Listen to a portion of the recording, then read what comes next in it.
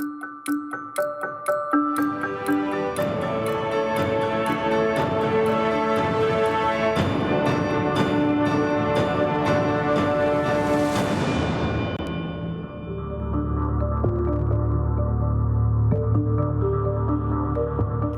édition de Questions d'actu, spéciale rétrospective 2022. Bienvenue à tous.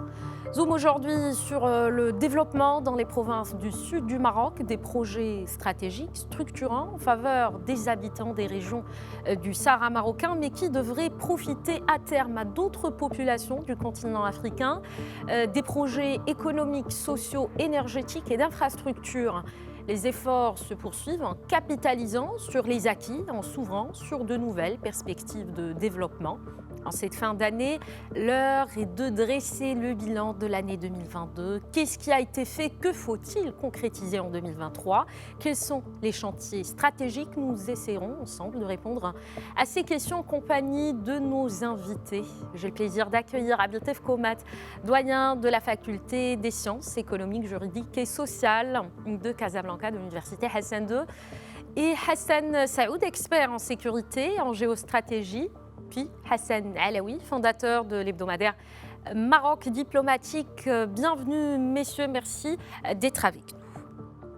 Mais avant d'entamer le débat, je vous propose d'écouter un extrait du discours royal adressé à la nation le 6 novembre 2022 à l'occasion du 47e anniversaire de la Marche verte. واليوم وبعد مرور حوالي 7 سنوات على إطلاقه. Aujourd'hui, plus de 7 ans environ après le lancement de ce programme et avec un taux d'engagement proche de 80% de l'enveloppe budgétaire allouée, nous nous réjouissons des résultats positifs atteints.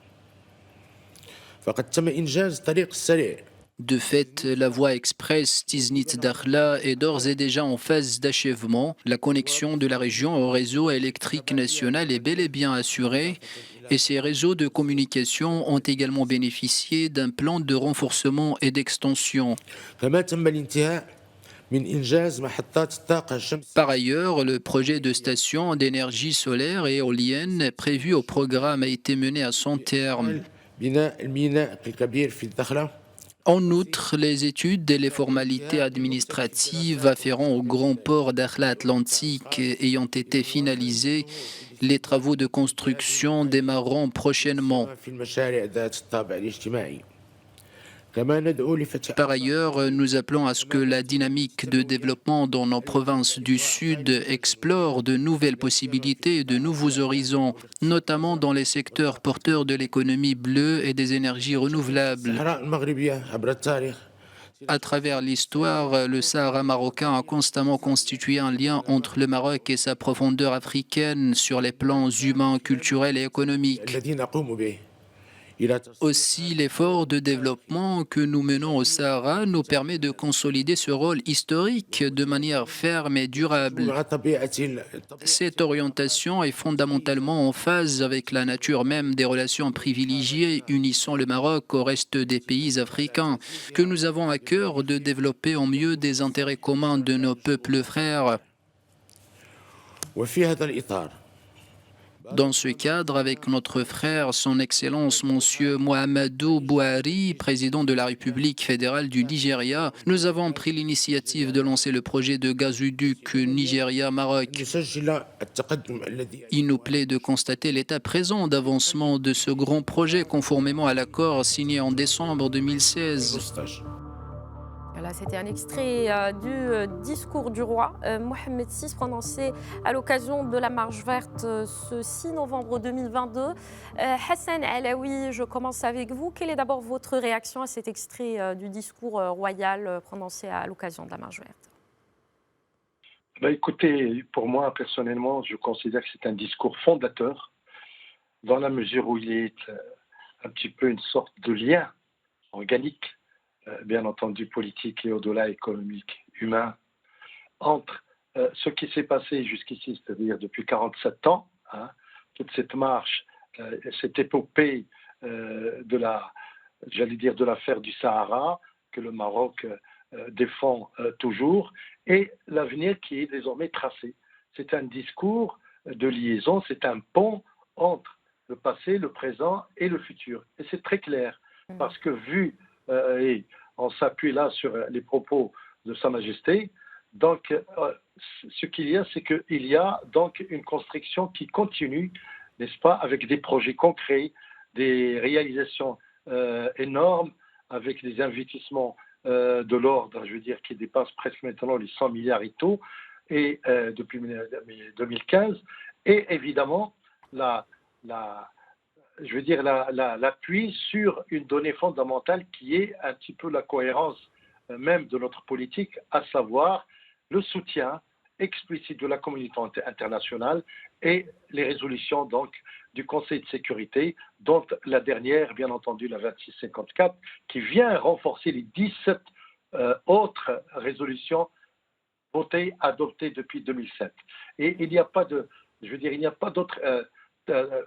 d'autre programme, il n'y a pas d'autre vision que c'est là tracée désormais par le roi, qui évidemment s'appuie sur la mémoire et l'histoire et qui s'inscrit dans la continuité, dans une volonté affichée, réaffirmée encore, d'aller de l'avant pour évidemment mettre en œuvre une stratégie et une vision d'avenir pour le Sahara marocain. Parfait. Professeur Abdeltef Komat, le roi Mohamed VI a adressé le bilan du programme de développement des provinces du sud du royaume, le programme 2015-2021, 7 ans environ après le lancement du programme. Le taux d'engagement, le souverain l'a bien dit dans son discours, frôle les 80% de l'enveloppe budgétaire allouée, une enveloppe globale de plus de 77 milliards de dirhams. Que révèle ce taux d'engagement, professeur?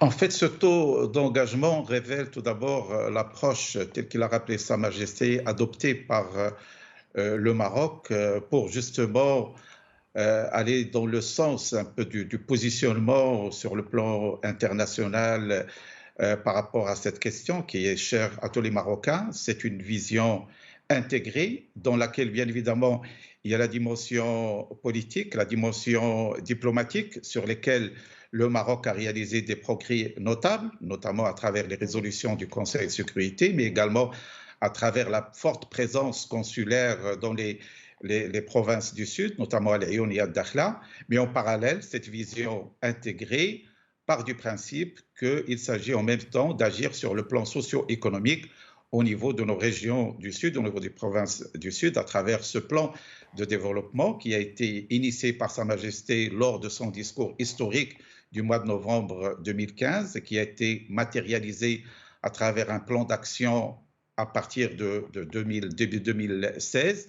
Et bien évidemment, Sa Majesté a fait le point, a fait le bilan pour noter justement qu'au bout de 7 ans, pratiquement 80% du budget, qui est, rappelons-le, un budget conséquent, qui est de 77 milliards de dirhams, ont été engagés sur des projets multiformes. Il y a bien évidemment toute la dimension infrastructurelle, et là, il y a des projets phares, notamment l'axe routier, Tiznit Dakhla, qui est aujourd'hui pratiquement à l'étape finale. On y reviendra plus tard, professeur. On y Très reviendra bien. Et puis, bien en sûr, détail.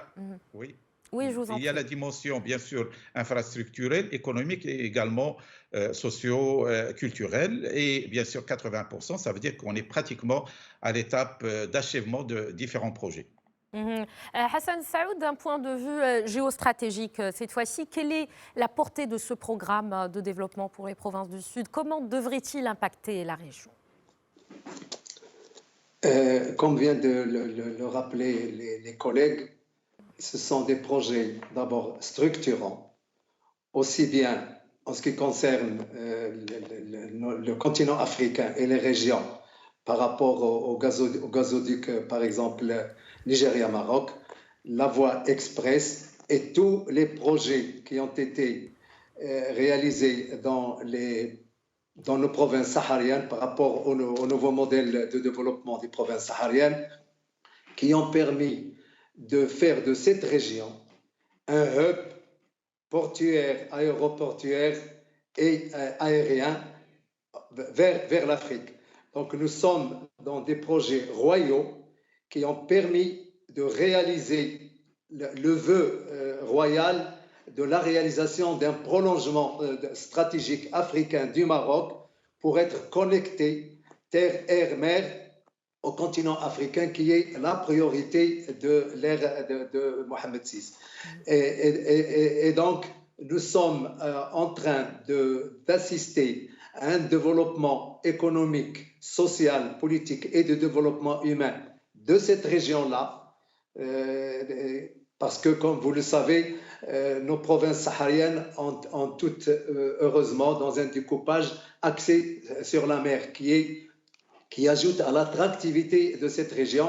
Et je m'en veux pour preuve, tous les projets, que ce soit étrangers, nationaux ou de l'État marocain, qui sont réalisés dans nos provinces sahariennes et qui en font maintenant une zone attractive, une zone où le développement a atteint quelque chose d'inespéré.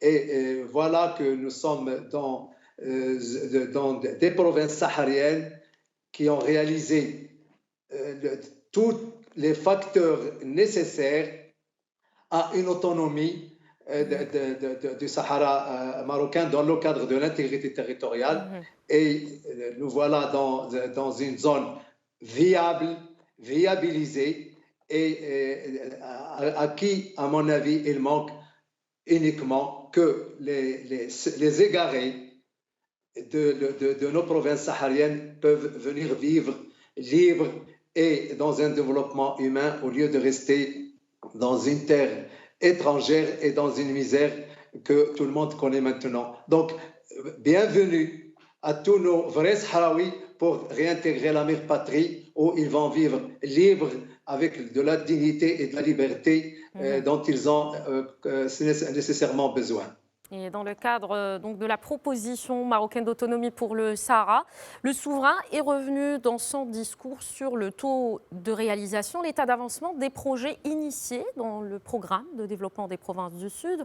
On commence avec la voie express Tiznit-Dakhla qui est déjà en phase d'achèvement, une route stratégique. Hassan Alaoui, quelle est son importance pour les régions du Sud, mais aussi pour les autres régions du Royaume ? Eh bien, écoutez, on dit souvent que la géographie commande un petit peu l'événementiel et l'histoire même, la construction historique des cités et des hommes. La voie Tiznit, évidemment, Dakhla, parce qu'il faut aller maintenant au-delà et même au-delà, parce qu'elle va dépasser Dakhla et aura, je veux dire, une continuité dans le profond, je veux dire, dans le profond, de la profondeur, pardon, de l'Afrique. Donc cette route, c'est un petit peu une espèce de colonne vertébrale, si vous voulez, jugulaire, comme on dit, une veine jugulaire qui va renforcer l'intégration, bien sûr, interafricaine, et surtout qui va justifier, si vous permettez l'expression, presque historiquement, anthropologiquement, la continuité du Maroc avec le continent, parce que le Maroc est un pays africain, enraciné dans l'Afrique, et parce que son action dans le passé lointain et dans le passé récent encore, s'inspire, si vous voulez, de cette profondeur africaine, de cette connexion historique, sentimentale, et donc c'est aussi bien un effet, je veux dire, pragmatique, pratique, c'est trop, je veux dire, économique, culturel, social, sociétal et tout, mais c'est aussi un retour, si vous voulez, de la mémoire marocaine qui est celui de la vocation africaine. Donc, l'effet, si vous voulez, il va se sentir de lui-même parce qu'il n'y a pas que cette route aussi comporte d'autres projets collatéraux, à savoir l'habitat, à savoir des projets, je veux dire, importants d'installation commerciale, tout ce qu'une autoroute, vous imaginez, une autoroute comporte, qui fait, je veux dire, qui assure un petit peu la vie, n'est-ce pas, qui affirme aussi les vocations humaines, tout ce qui est, comment dirais-je, de déplacement, de migration et tout ça, de connectivité naturellement, parce que maintenant la vocation du Maroc, c'est aussi une terre de connectivité, donc des villes nouvelles qui surgissent, n'est-ce pas? On se rappellera évidemment, c'est comme si on était à l'époque du Texas aux États-Unis et qui sont devenus des veines jugulaires incroyables, transportant la civilisation et la culture et les hommes. Et donc, pour moi personnellement, cette route aujourd'hui, elle est, comme a dit le souverain, dans la le quasi achèvement, donc physique, mais déjà dans la mémoire, elle est dans le symbole, elle est très présente aujourd'hui parce qu'elle va renforcer le lien encore profond entre le Nord et le Sud. Et n'oubliez pas que dans le même discours, Sa Majesté avait suggéré, ou même, proposé que le Sud, c'est-à-dire la ville d'Agadir, va être un petit peu l'épicentre, voire la capitale, si vous voulez, le médium du Maroc futur. Et donc, cette route suppose aussi donc une continuité vers nos provinces sahariennes. Parfait. Professeur Abdeltef Komat, vous avez tout à l'heure entamé votre réflexion sur cette voie express. Quel sera son impact économique immédiat? Peut-on parler d'une première étape aujourd'hui dans justement le développement des projets d'infrastructures transnationaux pour renforcer le commerce intra-africain en relation, bien entendu, avec la mise en place de la zone de libre-échange continentale africaine, la ZLECAf? Écoutez, bien évidemment, la route, en fait, c'est l'épine dorsale en termes d'infrastructures, de mobilité des hommes et des marchandises. Bien évidemment, le transport terrestre reste en fait un pilier important des échanges commerciaux entre le Maroc et son prolongement au niveau de l'Afrique, mais également entre l'Afrique via le Maroc vers l'Europe. Et le fait que, en fait, aujourd'hui, cette route, d'une part, il y a un élargissement et puis il y a la double voie qui pratiquement ils sont à l'étape finale parce qu'il y a 30 tronçons, pratiquement 23 sont à l'étape finale. Il y a même 4 qui sont opérationnels. Aujourd'hui, on est en 2023, le tout sera opérationnel. Et bien évidemment, si on prend aujourd'hui le flux des échanges actuels, qui sont des échanges importants, mais qui sont appelés justement à se développer à travers, bien sûr, la mise en place du port atlantique, mais également à travers la mise en place des zones d'activité, des zones économiques qui sont prévues, mais également à travers le développement de l'industrie, de la valorisation des produits phosphatiers, à travers l'agriculture, à travers le gazoduc. Donc, il va y avoir en fait un flux commercial qui est déjà important, mais qui va prendre encore de l'importance. Et bien évidemment, cette route va jouer un rôle très, très important dans cette dynamique économique et commerciale. Mais il faudrait également insister sur les effets d'entraînement, parce qu'une route, au-delà qu'il puisse justement encourager le commerce sur l'existant, il va créer autour d'elle d'autres activités. Déjà, il y a des zones logistiques qui sont prévues. Il y a aujourd'hui des zones d'investissement qui sont en train d'être mises en place sur le plan touristique, sur le plan agricole. Et donc, en plus du fait qu'il va jouer un rôle important dans la dynamique sur la base des activités existantes, il va créer d'autres activités. Et bien évidemment, cette route reste un volet très, très important auquel on a consacré pratiquement 10 milliards de dirhams. C'est une enveloppe conséquente, mais les effets seront très, très importants. Tout d'abord, les liens entre les provinces du Sud, notamment Guelmim, aujourd'hui, la partie liée à Guelmim, il est opérationnel. Et donc, il va renforcer le lien entre les provinces du Sud, mais également entre le Nord et le Sud du Maroc, mais également le prolongement dans la stratégie d'accroissement de l'ouverture du Maroc sur l'Afrique. Son continent.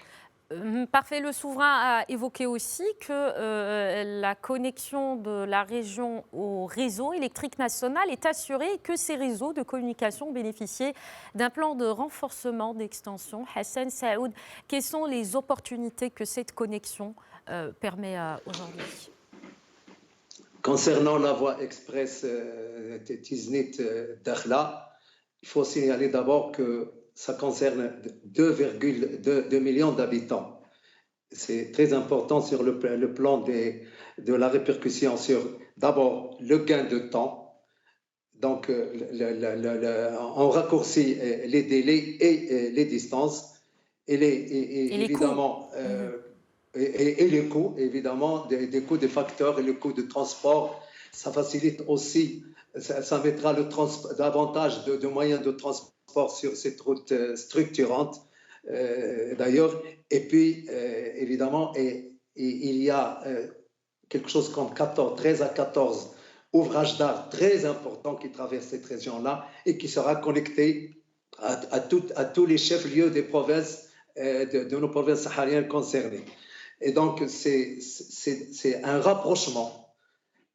Et au-delà des provinces sahariennes, c'est évidemment la distance. On gagne en distance par rapport à l'Afrique que le Maroc sert, parce que les temps permettent aussi le gain de temps, mais le gain en rentabilité et le gain évidemment pour arriver à destination des provinces sahariennes.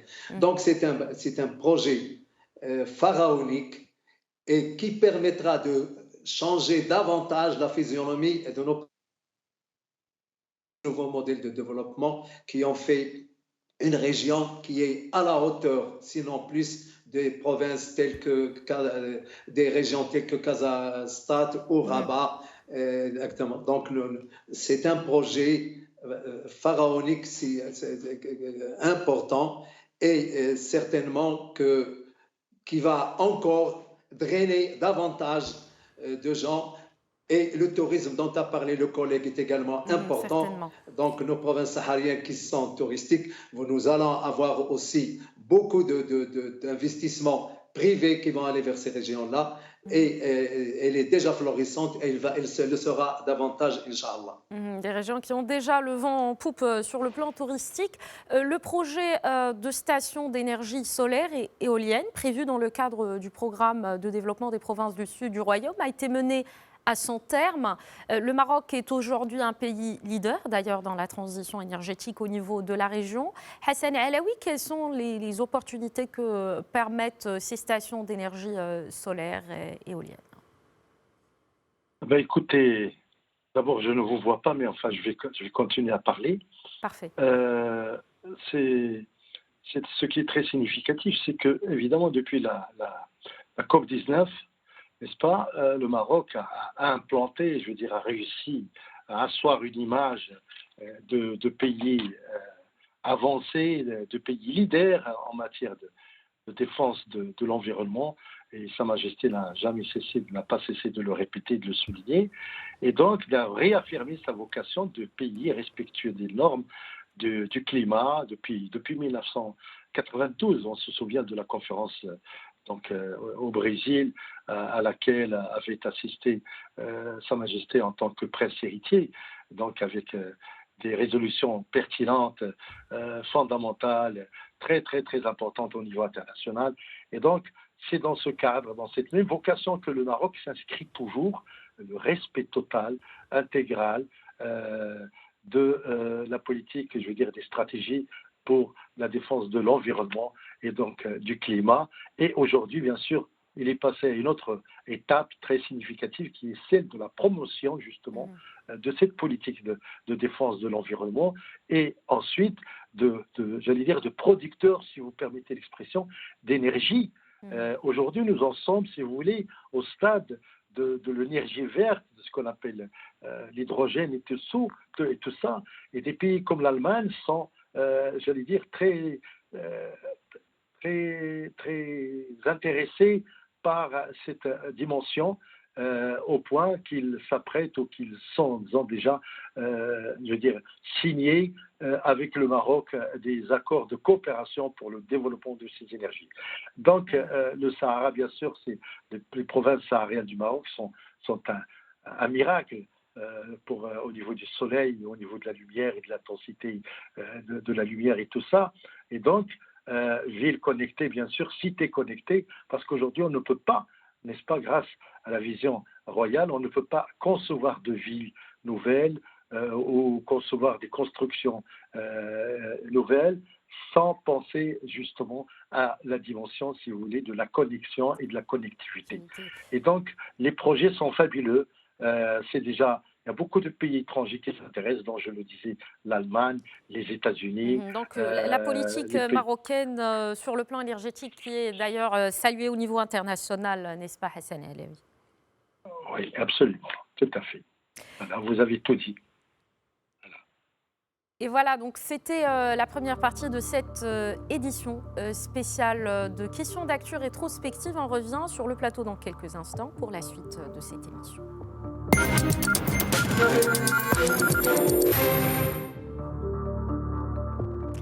On ne peut évoquer les projets structurants dans les provinces du sud du Royaume du Maroc sans parler bien évidemment du grand projet Dakhla Atlantique. Non, les travaux de construction démarreront prochainement. Ce port qui s'étend sur une superficie globale de 1650 hectares et qui mobilise une enveloppe budgétaire de 12,7 milliards de dirhams. Quelle est l'importance de ce projet? Je commence avec vous, Hassan Saoud. Évidemment, un autre projet pharaonique dans le cadre de cette vision royale de relier les provinces sahariennes au reste de l'Afrique et certainement à l'Atlantique Nord, un trait d'union très important. Compte tenu de toutes les infrastructures liées à ce projet, le Dakhla Atlantique restera l'un des projets phares, évidemment, sur nos provinces sahariennes, dans la mesure où Dakhla sera un hub portuaire qui sera connecté sur toute l'Atlantique Sud.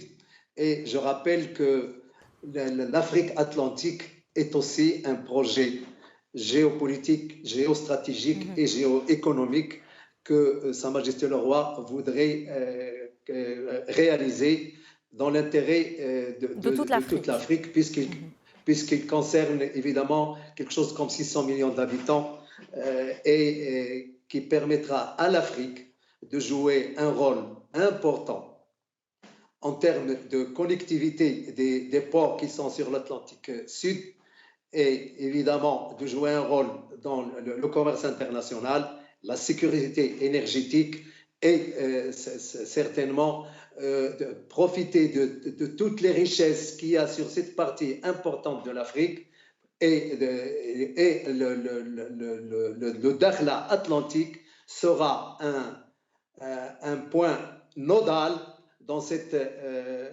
géographie maritime et portuaire africaine, et que c'est de bon augure.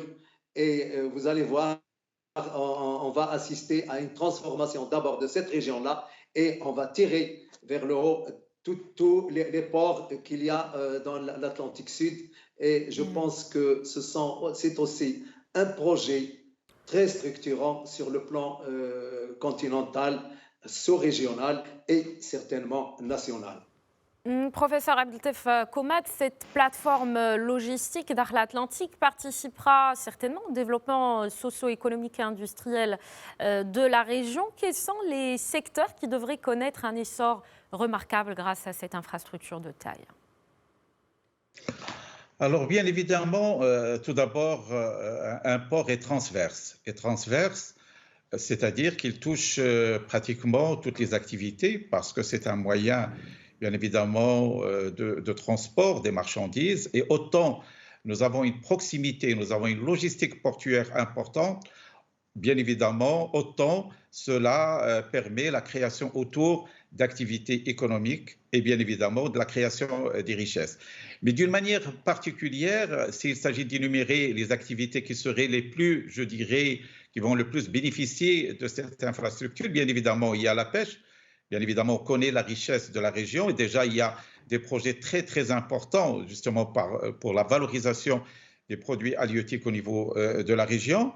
Il y a bien sûr le transport des produits, notamment des produits miniers, et à leur tête le phosphate. On connaît très bien aujourd'hui que la valorisation des phosphates est un des grands projets donc au niveau de la région. Et bien évidemment, autant un port de cette dimension est proche de ces activités, autant bien évidemment cela va avoir un impact sur le développement de ces industries phosphatières et sur leur rentabilité, parce que le coût du transport entre forcément dans le coût bien évidemment d'une marchandise ou d'un produit déterminé.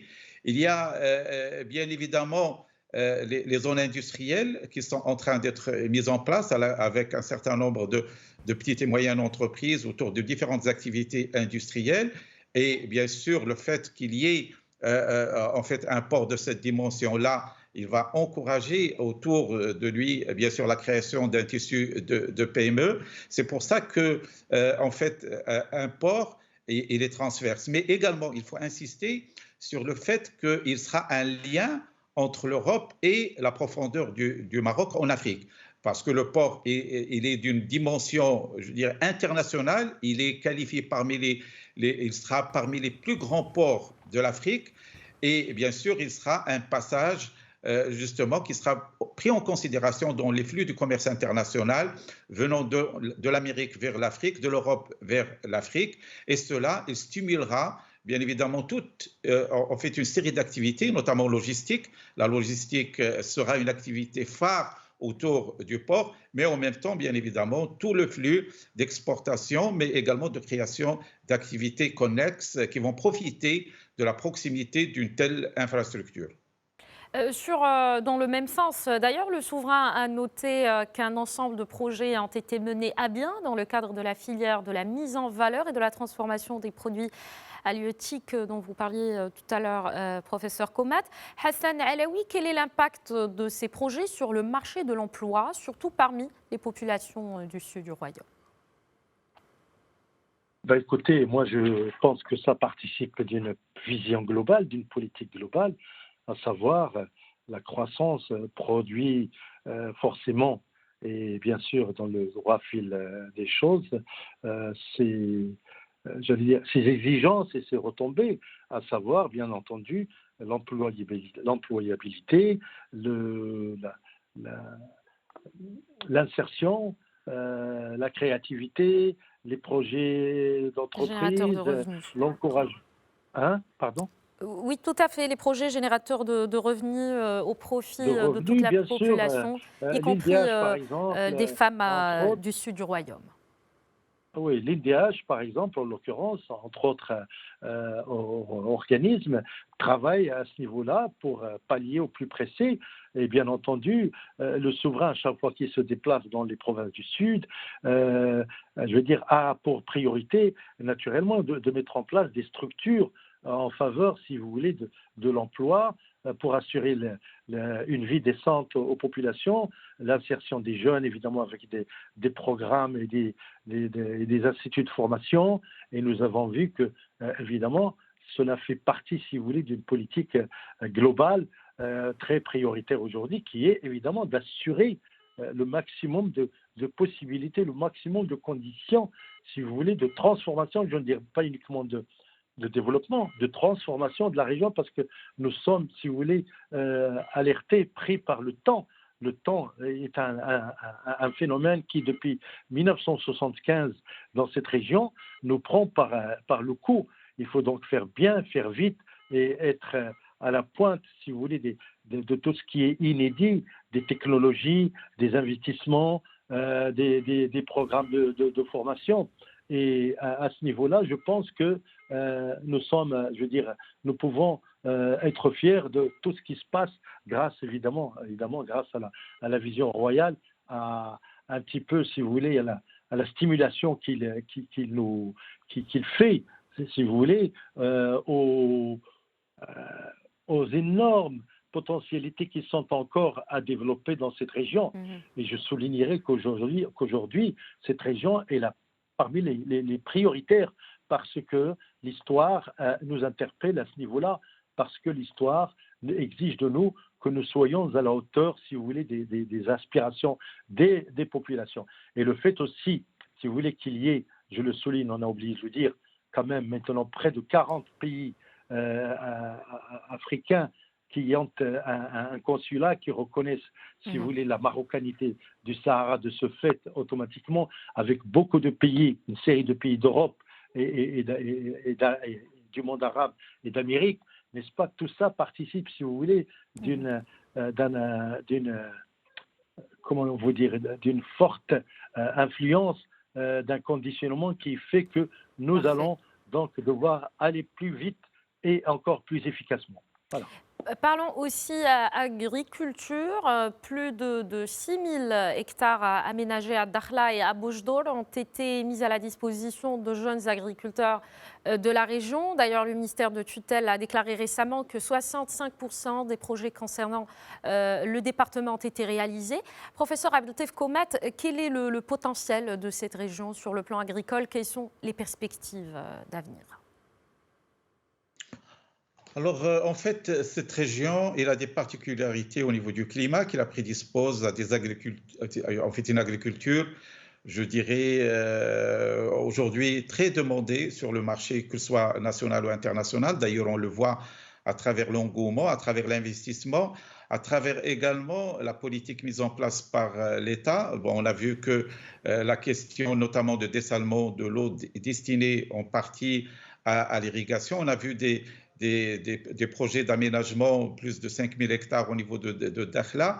Donc, en fait, aujourd'hui, l'agriculture, contrairement à ce qu'on pourrait croire dans une région qui pourrait être qualifiée peut-être de non, je dirais, défavorable au développement de l'agriculture, au contraire, donc l'expérience a montré que cette région, elle a un potentiel énorme. Et d'ailleurs, on a commencé à voir en fait des produits émanant des régions, des provinces du sud du Maroc qui sont sur le marché, je dirais, marocain d'une manière générale, mais également qui sont destinés à l'export. C'est pour cela que, initialement, au niveau du projet de développement initié par Sa Majesté en 2015, déjà l'agriculture a figuré parmi les priorités du plan de développement des régions du Sud, et l'expérience a montré qu'effectivement, cette orientation a eu raison parce qu'aujourd'hui, il y a en fait des zones développées et présentant un rendement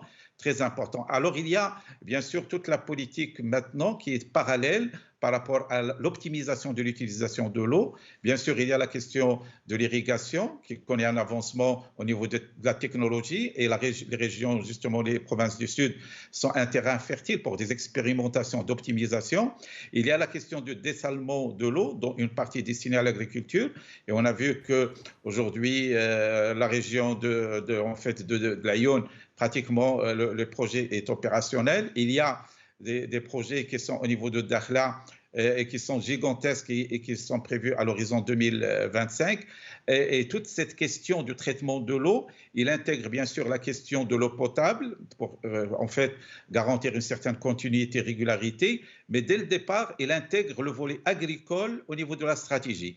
C'est dire que le développement de l'agriculture est un des axes essentiels, justement, intégrés parfaitement dans le développement des provinces du Sud. Alors, nous avons parlé connectivité avec notamment le port Dakhla Atlantique, la voie express Tiznit-Dakhla et bien entendu les autres projets. Zoom à présent sur un méga projet, le gazoduc Maroc-Nigeria, qui est plus qu'un projet bilatéral entre deux pays frères, comme l'a bien souligné le souverain dans son discours prononcé à l'occasion de la Marche verte. Hassan Alaoui, ce projet devrait profiter à l'ensemble de la région de l'Afrique de l'Ouest, dont la population dépasse les 440 millions d'habitants. Quels sont les enjeux stratégiques de ce grand projet? Écoutez, les enjeux sont clairs. La signature de cet accord, je veux dire, au niveau le plus haut des deux chefs d'État, donc Sa Majesté le Roi et le président nigérian, donc en 2016, et en particulier la relation qui s'est tissée de facto entre les deux chefs d'État avec ce projet. C'est un projet qui bouleverse la donne géographique et géopolitique, parce que vous disiez près de 500 millions, mais en fait c'est presque la population de l'Europe, n'est-ce pas? Et puis, nous sommes en train de vivre un moment très palpitant, exaltant de ce que peut être un petit peu la politique africaine du Maroc grâce à Sa Majesté et grâce, bien sûr, après le retour, si vous voulez, du Maroc au sein de l'Union africaine en janvier 2017, n'est-ce pas?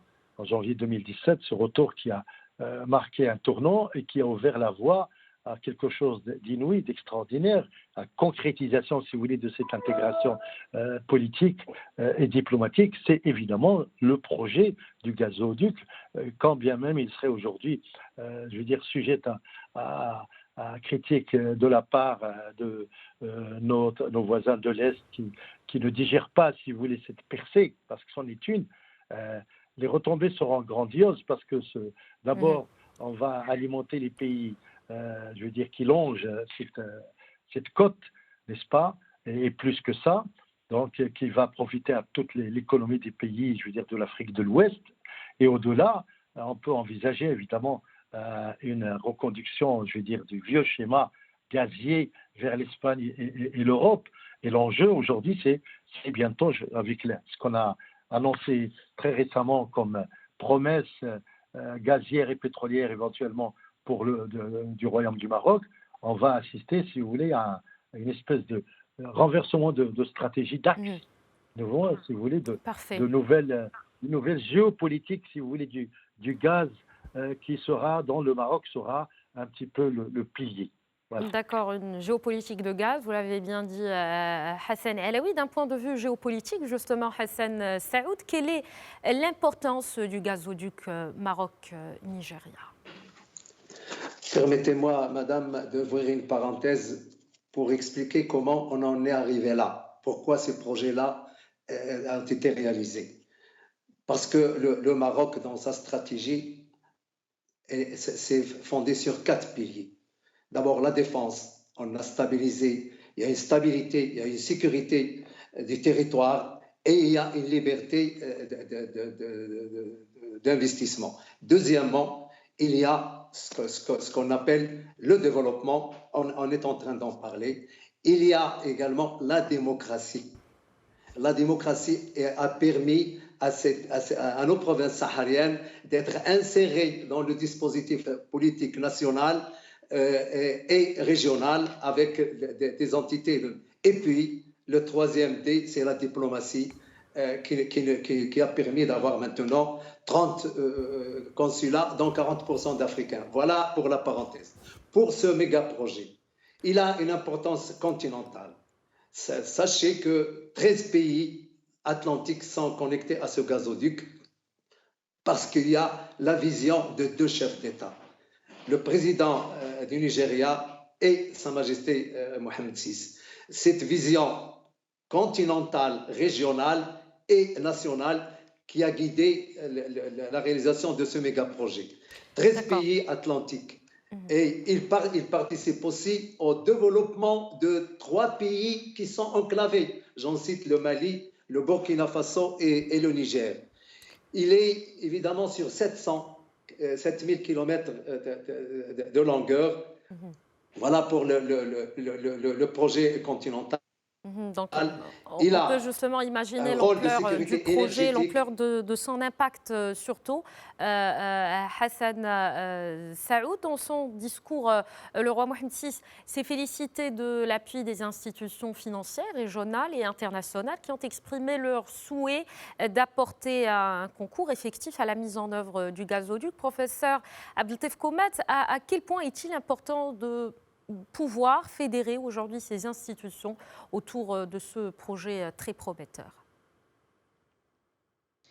Effectivement, en fait, ce projet, dès le départ, il se veut un projet qui, au-delà en fait, de la relation entre le Maroc et le Nigeria, c'est un projet qui s'intègre parfaitement dans la dynamique de l'intégration économique de l'Afrique, notamment de l'Afrique de l'Ouest. Donc, dès le départ, d'ailleurs, Sa Majesté le souligne au niveau de son discours, il s'agit en fait d'un projet partagé entre en fait, les pays de CEDEAO, plus bien sûr la Mauritanie et le Maroc, mais également un prolongement vers l'Europe. D'ailleurs, tout de suite après le discours de Sa Majesté du 6 novembre dernier, il y a le comité technique qui se réunit à Rabat du 7 au 11 novembre pour faire le point sur l'avancement du projet, mais également il y a eu une visite qui s'est effectuée pour justement examiner un peu ce point de liaison entre le gazoduc Maroc-Nigeria avec le gazoduc Maghreb-Europe. Donc en fait, c'est un projet qui s'intègre dans l'intégration économique de l'Afrique, mais également dans le renforcement des relations dans un domaine très sensible qui est l'énergie entre l'Afrique et l'Europe.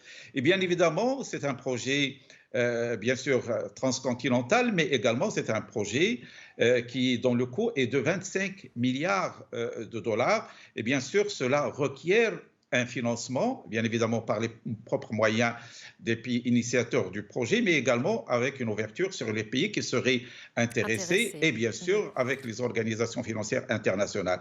D'ailleurs, ça a été dit, aujourd'hui les contacts ils sont très avancés et le consortium, le montage financier, en fait, il est attendu pour 2023. En 2023, on devrait avoir une configuration du financement de ce méga-projet dans lequel s'intégreraient bien sûr les pays initiateurs de l'Afrique, mais également les pays de l'Europe et également des organisations financières internationales. Et sur ce plan-là, moi, je ne crois pas qu'il va y avoir un problème de financement parce que le projet, il est considéré comme un projet stratégique aussi bien par les pays initiateurs, les pays de l'Afrique, mais également par les pays européens et les organisations internationales. D'accord. Hassan Saoud, je vous ai interrompu tout à l'heure avant de terminer cette édition, mais très brièvement, comment le développement que connaissent aujourd'hui les provinces du Sud avec ces grands projets structurants, alors ce développement peut-il contribuer à la résolution définitive du conflit artificiel autour du Sahara marocain et comment cela peut-il se réaliser ? Certainement, madame, mais si vous me permettez de parler de ce gazoduc concernant notre pays, ça nous fait à peu près 1672 km et il sera relié à partir de gaz Maghreb-Europe, Kénitra, Barchid, Jarf el-Sfar, Jals el-Sfar, Safi, Agadir et Agadir Dakhla. Donc, il longe toute la côte et toute les zones industrielles qui sont consommatrices de gaz. C'est très important. Parfait, Hassan Saoud. Veuillez m'excuser, mais l'émission touche à sa fin. Donc, très brièvement, comment ce développement que connaissent aujourd'hui nos provinces du sud du Royaume peut-il contribuer à la résolution de ce conflit artificiel autour du Sahara marocain en 2 phrases?